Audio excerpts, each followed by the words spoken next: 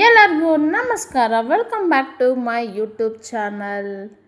ಈ ನಾನು ಮಾಡ್ತಾ ಇರೋ ವಿಡಿಯೋಪ್ಪ ಏನು ಅಂದರೆ, ಇವತ್ತಿನ ದಿನಚರಿ ಹೇಗಿತ್ತು ಅಂತ ನೋಡ್ಕೊಳ್ಳೋಣ ಬನ್ನಿ. ಬೆಳಗ್ಗೆ ಎದ್ದು ಕಸ ಗುಡಿಸಿ ರಂಗೋಲಿ ಬಿಟ್ಟೆ, ಮತ್ತು ಸೊಪ್ಪೆಲ್ಲ ತಂದಿದ್ರು ನಮ್ಮ ಮನೆಯವರು. ಎಲ್ಲ ನೀಟಾಗಿ ಬಿಡಿಸ್ಕೊಂಡು ಬಸ್ಸಾರು ಮಾಡ್ಕೊಳ್ಳೋಣ ಅಂತ ರೆಡಿ ಮಾಡ್ಕೊತಾ ಇದ್ದೆ. ಈಗ ಸೊಪ್ಪು ನೋಡಿ, ಪುದೀನ, ಪಾಲಕು ಎಲ್ಲ ತಂದಿದ್ರು, ಅದನ್ನೆಲ್ಲ ಬಿಡಿಸ್ಕೊಂಡು ನೀಟಾಗಿ ಬಸ್ಸಾರಿಗೆ ರೆಡಿ ಮಾಡಿಕೊಂಡೆ.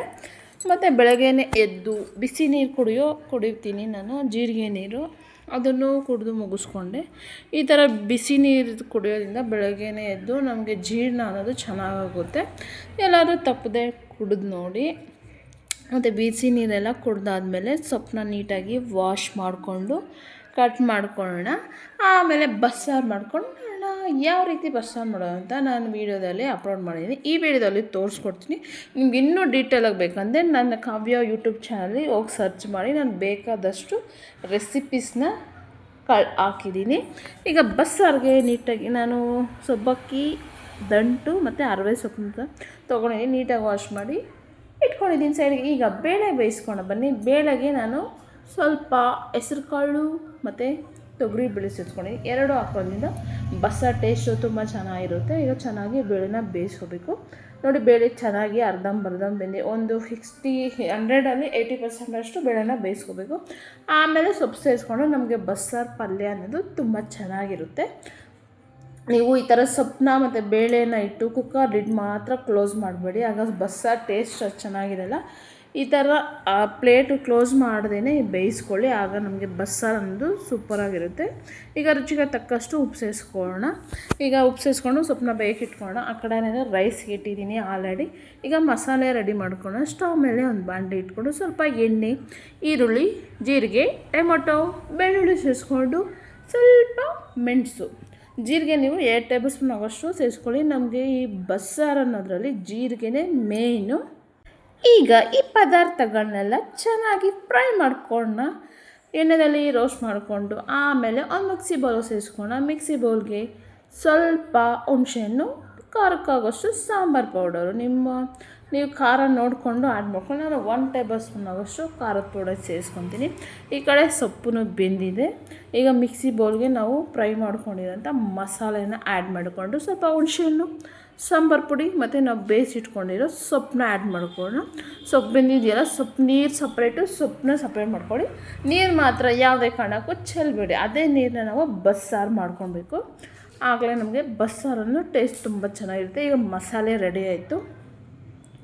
ಈಗ ಕುಕ್ಕರನ್ನು ಸೊಪ್ಪು ಬೇಯಿಸ್ಕೊಳಲ್ಲ, ಅದೇ ಕುಕ್ಕರಲ್ಲಿ ಸಾಂಬಾರು ಮಾಡ್ಕೊತೀನಿ.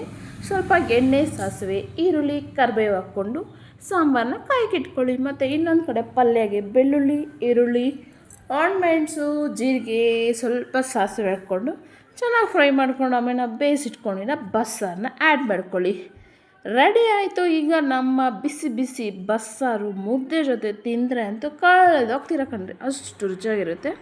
ಈಗ ನೋಡಿ, ಬೆಳಗ್ಗೆನೇ ಬಿಸಿ ಮುದ್ದೆ ಮಾಡಿ ತಿಂದ್ಬಿಟ್ವಿ. ನಾಷ್ಟ ಏನು ಮಾಡಿಲ್ಲ ಇವತ್ತು, ಬಸ್ಸಾರೇ ಮಾಡಿಕೊಂಡು ಬಿಸಿ ಬಿಸಿ ಮುದ್ದೆ ಆಯಿತು. ಮತ್ತು ಸ್ವಲ್ಪ ಟೀ ಕುಡಿಯೋಣ ಅಂತ ಊಟ ಆದಮೇಲೆ ಸ್ವಲ್ಪ ಟೀ ಕುಡಿದ್ರೆ ನಮಗೂ ಒಂಥರ ರಿಲ್ಯಾಕ್ಸ್ ಆಗುತ್ತಲ್ಲ.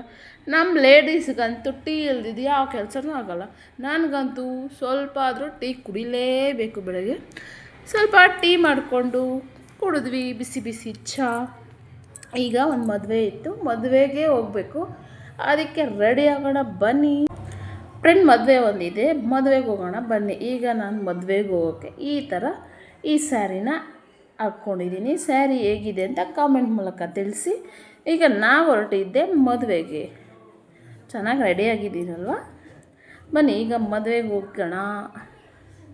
ಮದುವೆ ಅಂತೂ ಸೂಪರಾಗಿತ್ತು ಕೊಂಡ್ರೆ. ಆದರೆ ಮದುವೆ ಎಲ್ಲ ನೋಡಿಕೊಂಡು ಊಟ ಮಾಡಿಕೊಂಡು ಆಮೇಲೆ ಈಚೆ ಬಂದ್ವಿ. ಈಚೆ ಬಂದು ಐಸ್ ಕ್ರೀಮ್, ಬೀಡ ನೋಡಿ, ನಮ್ಮ ಮನೇಲಿ ಮಕ್ಕಳೆಲ್ಲ ಎಷ್ಟು ಚೆನ್ನಾಗಿ ಐಸ್ ಕ್ರೀಮ್ ತಿಂತಾಯಿದೆ. ಸಿಕ್ಕಾಪಟ್ಟೆ ಬಿಸಿಲಿದೆ ಕಣ್ರಿ ಈಚೆ. ನಾವು ಮನೇಲಿರ್ತೀವಿ ಗೊತ್ತಾಗಲ್ಲ, ಈಚೆ ಅಂತೂ ಸಿಕ್ಕಾಪಟ್ಟೆ ಬಿಸಿಲಿದೆ. ಹಾಗೆ ಐಸ್ ಕ್ರೀಮ್ ತಿಂದು ಲಾಸ್ಟಲ್ಲಿ ಬೀಡ್ ಹಾಕ್ಕೊಂಡು ಬಂದಿದೆ ರಿಟರ್ನ್ ಮನೆಗೆ ಕಣ್ರಿ. ಮನೆಗೆ ಬರೋ ಅಷ್ಟರಲ್ಲಿ ಸುಸ್ತಾಗೋಯ್ತು. ಬಂದ್ವಿ, ಮನೆಗೆ ರೀಚ್ ಆದ್ವಿ. ನೆಕ್ಸ್ಟ್ ವಿಡಿಯೋದಲ್ಲಿ ಸಿಗ್ತೀನಿ. ಈಗ ಬಾಯ್.